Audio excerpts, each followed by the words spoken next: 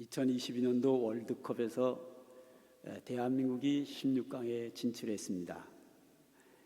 여러분들이 아시는 바와 같이 저는 예체능 쪽에 약하고 모든 걸 좀 이성적으로 판단하는 그런 사람입니다. 그러다 보니까 일반 사람들이 이런 월드컵 스포츠를 좋아하는 것보다 저는 좀 많이 뒤떨어집니다.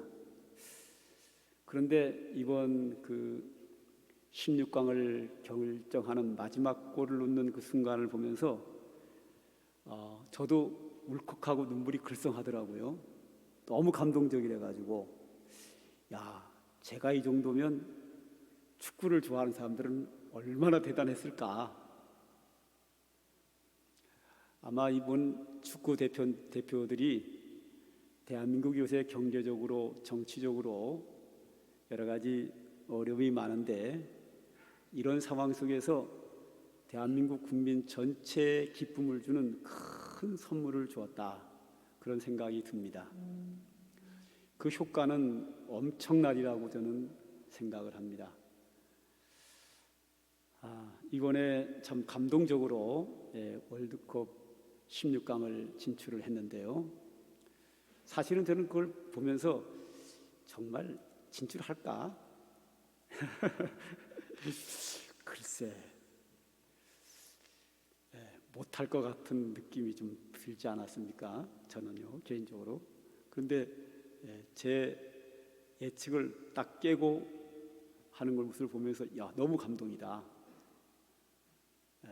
참 감사한 일이다 생각이 듭니다. 그런데 여기서 하나 좀 이렇게 짚고 넘어갈 게 하나가 있어요. 그게 뭔가 하면 우리 축구 대표팀이 누구냐면 벤투라고 하는 사람입니다. 벤투 감독이라고 그러죠.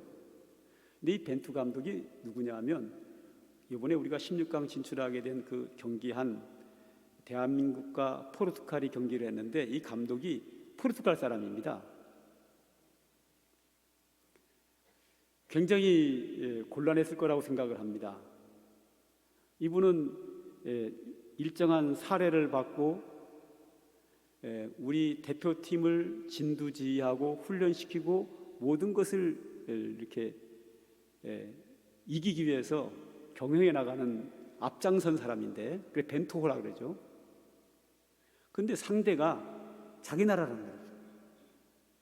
그러니까 국가를 생각하면 대한민국이 져야 되고, 자기가 대한민국으로 받은 사명을 생각하면 이겨야 되고,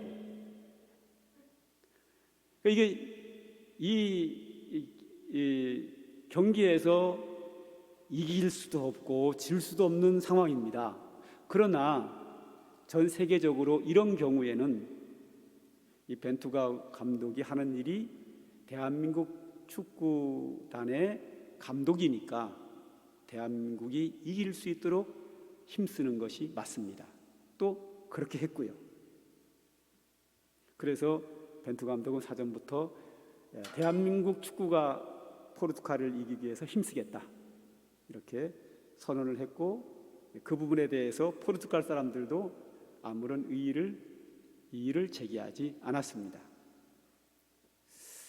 그런데 한번 좀 더 생각을 해보죠. 벤투 감독이 그 앞 경기에서 심판에게 항의를 해가지고 퇴장을 당했습니다. 그래서 이번에 이 게임에 지휘를 할 수 없었습니다. 퇴장 상태가 계속 이어지니까. 그런데 만약에 이분이 퇴장을 안 당하고 그 자리에 있었다면, 대한민국이 포르투갈을 꺾고 이겼어요. 그래 막 손 들고 막 좋아서 펄펄 뛰면 거기에 포르투갈 응원단이 와 있거든요. 그 사람들이 과연 뭐라고 할까?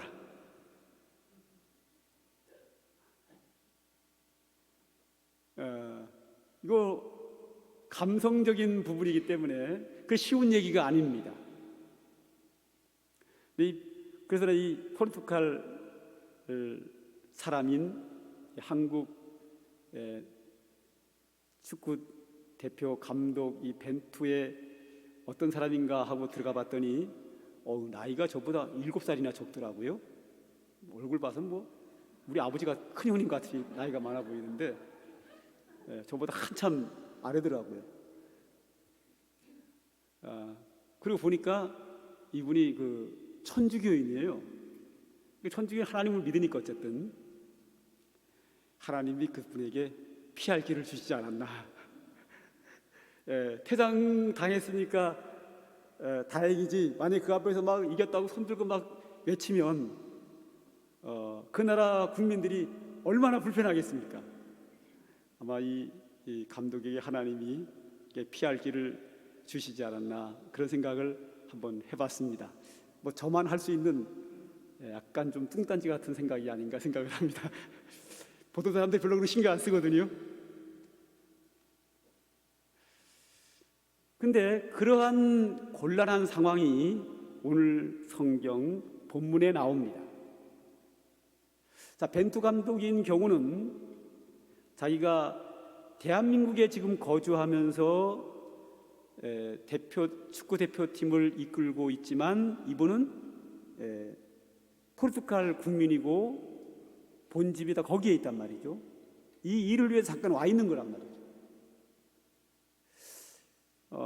그러니까 그래도 대한민국 축구가 이기기 위해서 힘쓰고 애쓰고 수고한 것은 맞는데, 이것은 스포츠니까 가능한데, 만약에 대한민국과 포르투갈이 전쟁을 했다. 전쟁을 했는데 이 벤투라고 하는 사람이 총을 들고 포르투갈 국민을 쐈다. 이건 얘기가 또 다릅니다. 스포츠니까 모든 사람들이 다 이해가 되고 당연하다고 생각을 하고 그렇게 하는 게 맞습니다. 그런데 그게 스포츠가 아니라 정말 국가의 존폐가 왔다 갔다 하는, 생명이 왔다 갔다 하는 전쟁이라고 하면 이거는 얘기는 또 달라지는 상황입니다. 오늘은 바로 본문에 전쟁 이야기가 나오는데 이 벤투 감독처럼 애매한 자리에 있는 분이 한 분이 계십니다. 오늘 그 이야기를 여러분과 함께 생각해 보려고 합니다. 자, 이스라엘 나라의 첫 번째 왕이 사울입니다. 하나님이 사울의 신앙과 믿음을 보시고 사울을 왕으로 세우셨습니다. 그런데 이 사울이 왕이 되고 나서 얼마 있다가 이스라엘 나라와 블레셋 나라가 전쟁을 합니다. 전쟁을 하는데 블레셋 나라의 장수 골리앗이 나와서 큰 소리로 외쳐대고 있었고 이스라엘 군대는 그 앞에서 벌벌 떨고 있었습니다. 그것을 골리앗을 물리치고 이스라엘의 전쟁에 승리케 한 자가 형에게 간식을 주고 자린나 아버지가 보고 오라고 심부름했다가 이 다윗이 블레셋 장수 골리앗을 물리치고 이스라엘을 전쟁에 승리케 합니다. 이 다윗이 갑자기 등장을 하는데요, 이 다윗은 성경의 전체적인 내용을 보면 잘나도 너무 잘난 사람입니다. 외모도 준수했다라고 기록하고 있고 신앙도 아주 좋고 인격도 너무 훌륭하고 상당한 실력을 가진 똑똑한 사람입니다. 어디 흠잡을 데 없는 사람입니다. 하나님도 이새의 아들 다윗을 만나니 내 마음에 합한 사람이라 그랬습니다. 다윗은 잘나도 너무 잘났습니다. 이 사람이 잘나면요 주변에 시기하는 사람이 생기기 마련입니다. 이 땅에서 제자가 잘되면 스승은 끝까지 좋아합니다. 시기하지 않습니다. 자녀가 잘되면 부모는 자녀가 잘되는 것을 시기하지 않습니다. 스승과 부모는 그의 제자와 자녀가 잘되는 것을 시기 질투하지 않고 끝까지 좋아합니다. 이 두 분을 뺀 다른 분들은 너무 잘나면 시기하게 되어 있습니다. 아무리 친한 친구도 너무 잘나면 시기합니다. 다윗이 너무 훌륭하자 사울 왕이 시기가 일어납니다.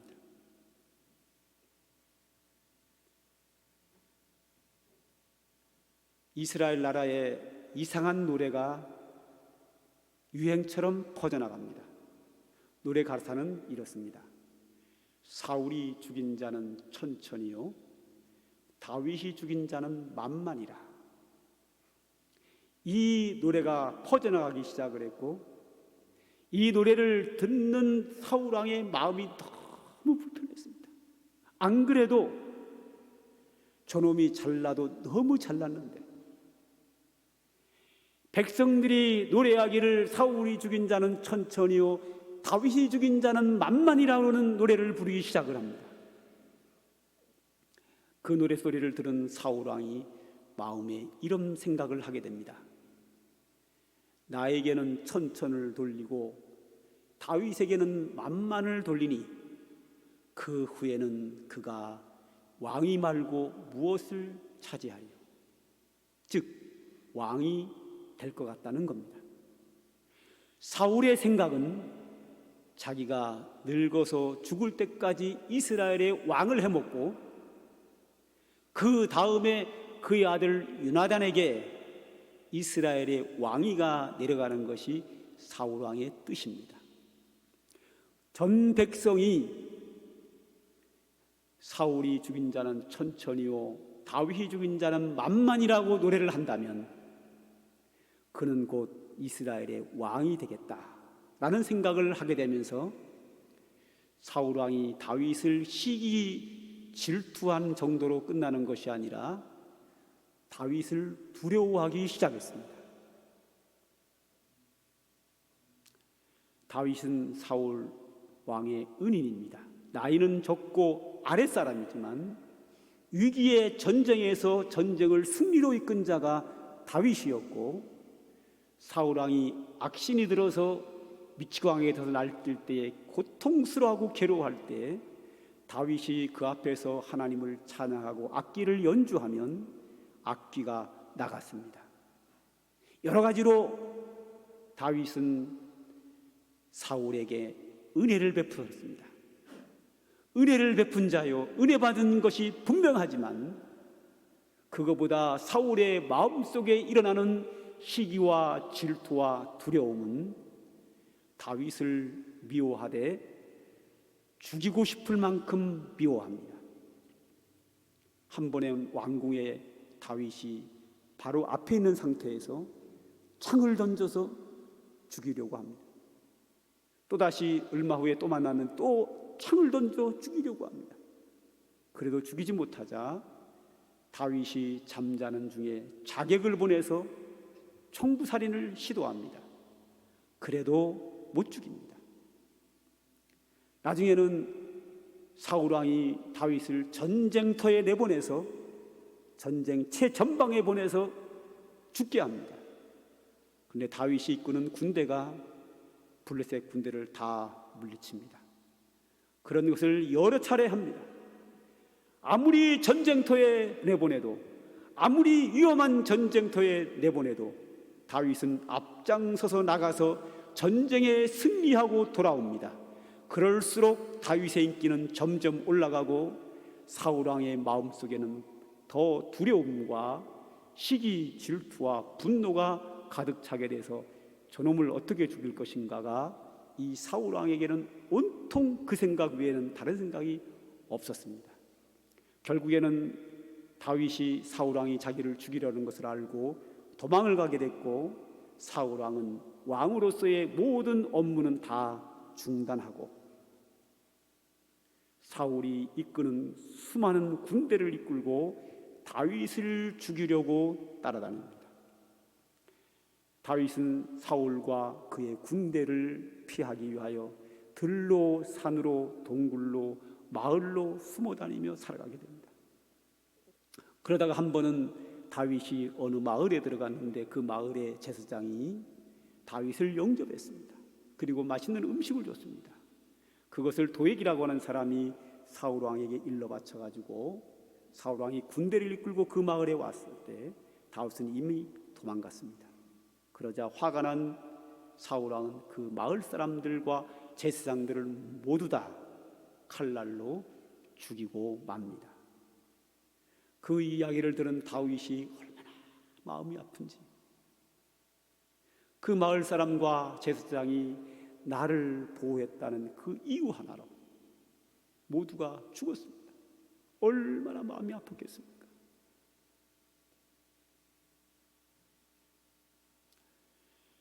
사울왕은 밤낮 가리지 않고 모든 왕으로서의 업무를 다 내려놓고 다윗을 죽이는 데만 힘을 씁니다.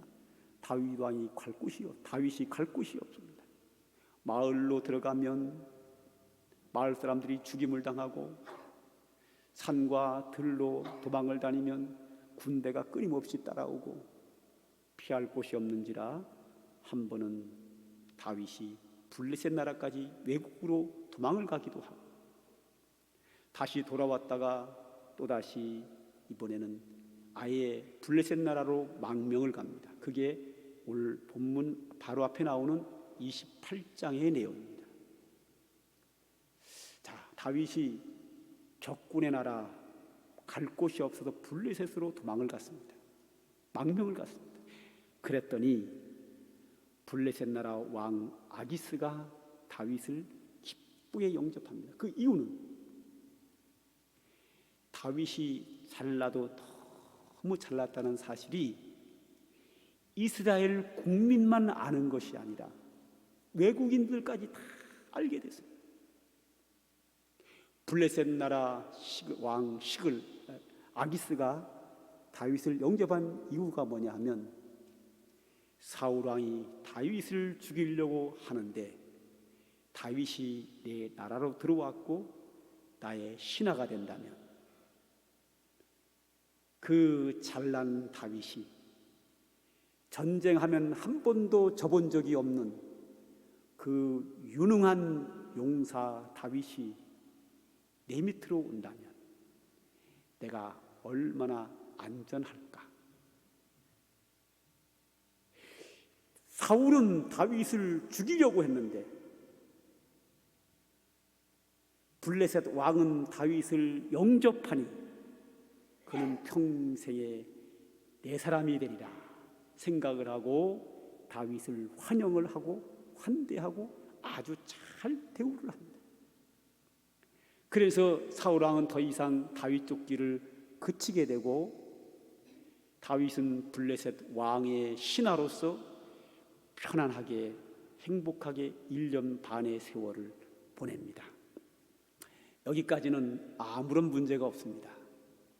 그러던 어느 날 드디어 블레셋과 이스라엘이 전쟁을 하게 됩니다. 오늘 본문 1절입니다. 블레셋 사람들은 그들의 모든 군대를 아벡에 모았고 이스라엘 사람들은 이스라엘에 있는 셈 곁에 진쳤더라 그랬습니다. 이 전쟁은 굉장히 중요한 전쟁이기에 사울 왕과 그의 아들 요나단과 함께 직접 사울 왕이 이스라엘 군대를 지휘하고 전쟁터에 나왔습니다. 그리고 블레셋 나라 왕 아기스는 그의 군대를 1000명, 수천 명씩, 수백 명씩 나누어서 각 부대마다 장수를 세워서 전쟁터에 내보내고, 사울 왕은 다윗과 함께 아기스 왕은 다윗과 함께 그 띠를 따라가면서 군대를 지휘합니다. 양쪽 나라가 다 왕이 참여한 아주 중요한 전쟁을 치르게 되었습니다. 여기서 다윗 왕이 벤투 감독의 입장에 서게 됩니다. 다윗은 믿음의 사람입니다. 신실한 사람입니다. 인격이 훌륭한 사람입니다. 그런데 다윗이 자기 나라 군대, 이스라엘 나라 군대를 향하여 칼을 휘두르겠습니까? 이스라엘의 군대는 하나님의 군대입니다. 그런 철저한 하나님 중심의 믿음의 사람입니다. 그런데 하나님의 군대를 향하여 칼을 휘두르겠습니까? 그러면 다윗은 정직한 사람이고 의리 있는 사람이고 신실한 사람인데 사울의 손에서 자기를 받아주고 지금까지 은혜를 베푼 블레셋 나라 왕 아기스를 배반하겠습니까? 다윗은 절대 못합니다. 다윗은 이 전쟁에 참여를 하게 되는데 이스라엘을 향하여 칼을 휘두를 수도 없고 블레셋 나라 아기스 왕을 배반하고 그의 목에 칼을 들이댈 수도 없는 정말로 징태양난의 곤란한 처지에 빠지게 됩니다. 여러분 어떻게 하면 되죠? 어떻게 하면 돼요? 아니 여러분이 그 상황이면 어떻게 하실 거예요? 그동안 자기에게 은혜를 베푼 아기스 왕의 목에 칼을 들여대야 됩니까? 아니면 하나님의 백성에게 칼을 휘둘러야 합니까? 그럼 어떻게 하실 거예요?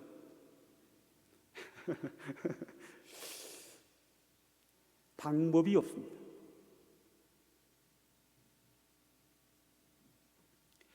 전혀 방법이 없습니다. 우리 성경 한 구절을 볼까요? 고린도전서 10장 13절인데요.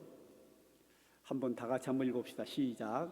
사람이 감당할 시험 밖에는 너희가 다한 것이 없나니 오직 하나님은 미쁘사 너희가 감당하지 못할 시험 당함을 허락하지 아니하시고 시험 당할 즈음에 또한 피할 길을 내사 너희로 능히 감당하게 하시느니라. 아멘. 인간의 방법이 없을 때는 결국 하나님이 하셔야 합니다. 오늘 고린도전서 10장 13절에 보면 하나님은 우리에게 감당할 만큼만 허락하신다. 우리가 감당할 수 없는 것은 피할 길을 주신다 그랬습니다. 이 다윗은 감당할 수 없는 부분에 도착을 한 겁니다. 방법이 없습니다. 이때는 방법은 딱 하나, 하나님이 다윗에게 길을 열어주셔야만 합니다. 그 외에는 방법이 전혀 없습니다. 다윗은 어떤 사람인가 하면 이 일이 있기 전에 어떤 일이 있었나 하면 이스라엘의 왕 사울은 다윗을 죽이기 위해서 군대만 막 돌아다니고 있는 그런 상황에서 다른 나라가 이스라엘을 침범을 해서 그 마을 사람들을 막 죽이잖아요, 그죠? 그러면 사울은 관심도 없어요. 당연히 왕이 군대를 보내서 물리쳐야 되잖아요, 그죠? 별로 관심 없어요. 뭐만 관심이 있어요? 다윗 죽이는 것만 관심이 있어요. 그런 안타까운 현실을 보고 다윗이 하나님께 기도합니다. 하나님 어떡하나요? 하나님의 응답은 뭐냐면 네가 싸워라. 사울 왕이 자기 백성을 보호하지 않는데 네가 그 마을을 구원하라. 네가 싸워라.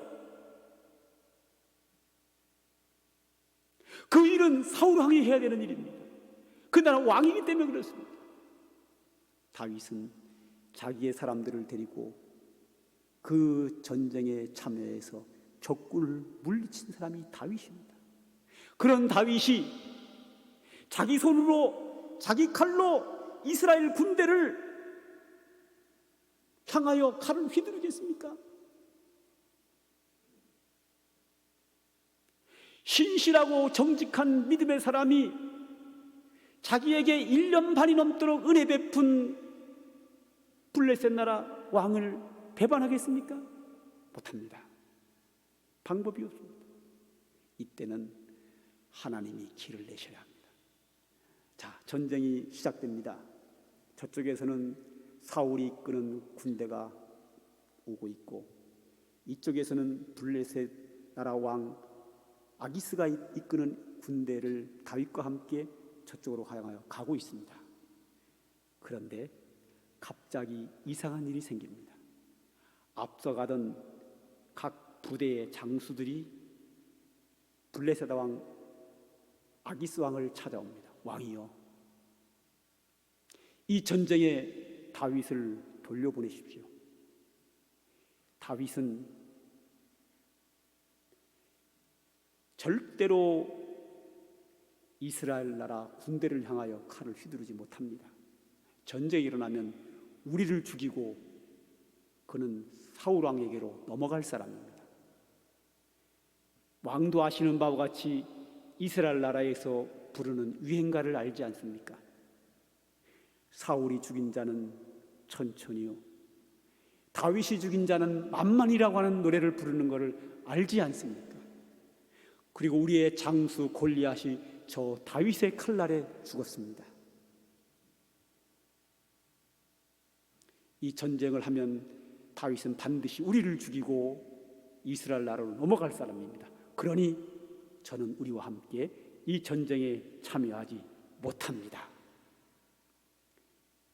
각 부대의 장수들의 건의사항입니다. 아기스 왕이, 블레셋 왕이 다윗에게 말합니다. 다윗아, 나는 너를 믿는다. 네가 얼마나 정직하고 의리가 있는지, 네가 나를 배반하지 않도록 나는 너를 믿는다. 그러나 저들이 너를 미워하니 어쩌냐.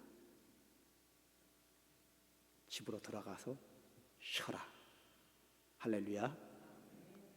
다윗은 블레셋 나라 자기가 거주하는 곳으로 자기의 사람들과 함께 돌아옵니다. 그 후에 이 전쟁은 치열하게 전쟁이 일어나는데 이스라엘이 밀립니다. 그래서 길보아 전투라고 하는 그 산에서 치열하게 싸우는데 이 전쟁에서 사울 왕이 죽고 그의 아들 요나단이 죽습니다. 그리고 이스라엘 군대가 수많은 사람이 죽습니다. 블레셋의 대승리로 전쟁이 끝납니다. 만약에 이 전쟁에 다윗이 참여했으면 어떻게 됐을까요? 이스라엘 백성들이 말하겠지요. 다윗이 우리나라를 무너뜨렸다고. 하나님이 다윗이 감당할 수 없는 시험이기에 피할 길을 주신 겁니다. 이 전쟁에서 사울과 그의 아들 요나단은 죽고 블레셋이 승리한 이후에 다윗은 이스라엘로 돌아옵니다. 헤브론으로 돌아왔더니 헤브론에 있는 사람들이 이스라엘 왕으로 다윗을 세우게 돼서 다윗이 이스라엘의 왕이 된 겁니다. 하나님이 피할 길을 주시고 다윗을 이 전쟁으로 하여금 왕자에 앉히시는 것이 하나님의 역사입니다.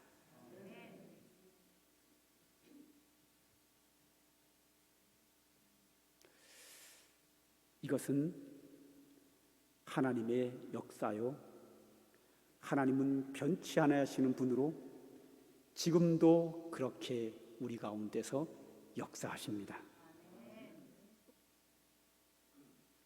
우리가 감당할 수 없는 시험은 우리에게 허락하지 않습니다. 좀 힘들고 고달프고 어렵기는 하지만 우리에게 찾아온 시험은 우리가 감당할 수 있기에 하나님이 허락하셨습니다.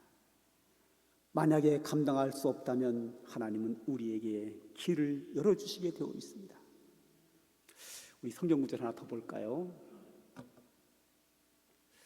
약간 좀 빗나가는 느낌은 있지만 빗나가지 않습니다. 마태복음 16장 18절에 예수님이 베드로에게 이런 말씀을 하십니다. 너는 베드로라. 내가 이 반석 위에 교회를 세우리니 음부의 권세가 이기지 못하리라. 그래서 하셨습니다.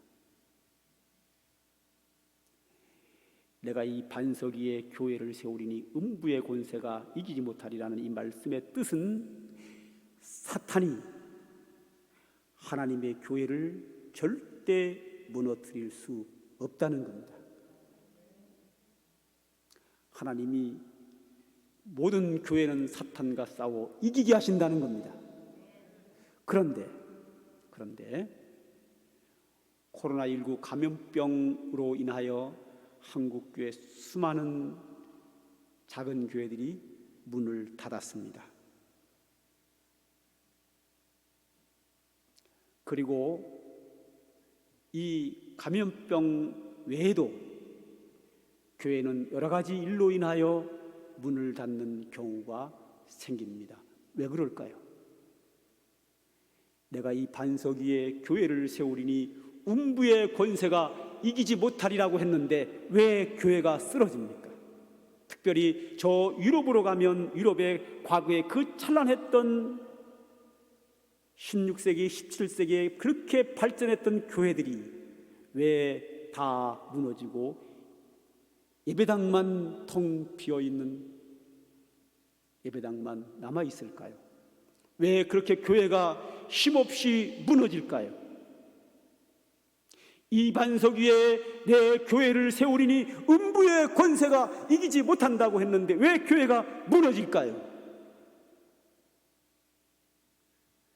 이 대답을 하기 위해서 제가 26, 7년 전 옛날 얘기 하나 하지요. 옛날에 우리 교회 집사님 한 분이 계셨는데 그의 아들이 체격이 좋아요. 둘이 있었는데 아주 좋아요. 근데 체격이 좋다기보다는 살이 좀 쪘어요. 좀 찐 게 아니라 다르게 얘기하면 많이 쪘어요. 그러니까 체격이 좋으니까 엄마가 그를 이제 씨름 선수로 했죠. 고등학교 때. 그 집에 제가 신방을 갔는데 엄마가 직장 갔다 오면서 빵을 이만큼을 사온 거예요. 봉지로 한 봉지를. 그 신방 예배를 드리고 났는데 그 빵을 아들에게 주는데 아들이 빵 먹는 거 제가 한번 흉내 한번 낼게요. 저는 빵 먹을 때 이게 빵 하나를 들고 이만큼씩 여러 번 베어 먹어야 돼요. 우리 한참 씹어야 돼요. 하나 먹는데 한참 걸려요. 저기 빵 하나 먹으면 한 10분, 5분, 10분 걸리거든요. 많이 걸리면 10분까지도 걸려요. 천천히 먹어요, 저는요. 밥도 천천히 먹는데 그 두 아들이 빵을 어떻게 먹는 줄 아세요? 끝.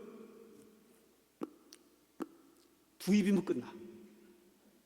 막 집어넣어 한 대씩 겠다가 두 입 먹고 집어넣고 또 두 입 비먹고 또 이렇게 빵을 이렇게 먹어요. 세상에 다 먹어. 그래서 제가 그랬어요. 살은 괜히 찌는 게 아니구나. 그 친구가 이제 학교에서 씨름하는 거를 바로 요 앞에 계시는 김조 권사님이 보셨어요. 그죠? 기억나죠? 그래서 씨름한 거를 김조 권사님이 보시고 저한테 보고를 이렇게 합니다. 이러면 되지 않을게요. 걔가 씨름을 하는데 딱 시작하니까 알아서 들어 눕더래. 아직 김조 권사님이 그대로 표현한 거예요. 자기가 눕는 거는 방법 없어요. 그러니까 씨름 선수로 나갈 수 있겠어요? 딱 시작하면 알아서 들어눕는데 혼자 자빠지는데 그래가지고 씨름 선수 하다가 이제 포기를 했죠. 제가 이 얘기를 왜 하죠? 교회가 왜 무너지느냐? 내 교회를 세우리니 음부의 권세가 이기지 못하리라고 했는데 교회가 왜 무너지느냐? 스스로 넘어지는 건 방법이 없어요. 알아서 넘어지는데 어떡할 거예요, 그거를?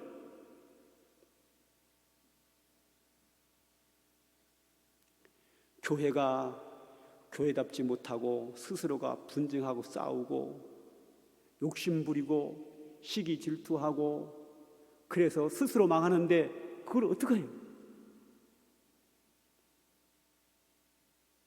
알아서 넘어지는 것은 방법이 없어요.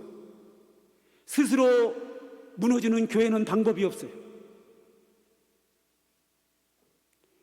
내가 이 반석 위에 교회를 세우리니 음부의 권세가 이기지 못한다는 이 말씀은 교회가 믿음으로 하는데 교회가 하나님의 말씀을 순종하고 교회다움으로 나가고 있는데 그 교회를 사탄의 권세가 절대로 무너뜨릴 수 없다는 겁니다. 어떤 방법으로도 사탄은 교회를 이길 수 없다는 겁니다. 여기에 전제된 게 뭐라고요? 교회 스스로가 불어누우면 안 돼요. 영적으로 교회가 깨어있고 하나님 말씀에 순종하고 믿음으로 나간다면 교회는 반드시 사탄의 권세와 싸워 이길 수 있는 줄 믿으시기 바랍니다. 이것은 교회에만 해당되는 게 아닙니다. 교회에 속한 성도들의 삶에도 마찬가지입니다. 여러분에게 시험이 왔습니까? 감당할 수 있습니다. 근데 그 감당한다는 말은 스스로 들어누우면 감당 못합니다. 스스로 들어눕는 사람은 그 시험을 감당할 수 없습니다. 주님이 감당한 시험을 너에게 준다는 말은 충분히 내가 하나님 말씀에 따라서 믿음으로 나가면 감당할 수 있습니다. 오늘 본문에 나온 다윗과 같이 감당할 수 없는 것은 하나님이 다윗에게 허락하지 아니하시고 그 상황이 닥치면 하나님께서 다윗을 위하여 피할 길을 열어 주십니다. 그리고 그 피할 길을 통하여 이스라엘의 왕으로 축복으로 세우십니다. 오늘 그 은혜는 여전히 우리 성도들에게 있습니다.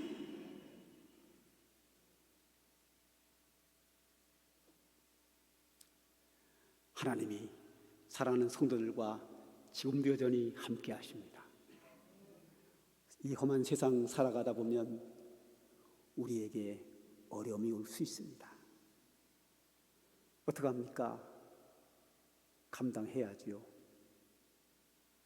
그 상황 속에서 믿음으로 행하십시오. 하나님의 말씀대로 행하십시오. 하나님이 나와 함께 하심을 믿으십시오. 하나님이 피할 길을 주심을 믿으시기 바랍니다. 그러면 열립니다. 감당할 수 있습니다. 승리할 수 있습니다. 이 믿음으로 이 험한 세상에서 승리하며 축복된 삶을 사는 삼강교회 성도들 다 되시기를 주님의 이름으로 축복합니다.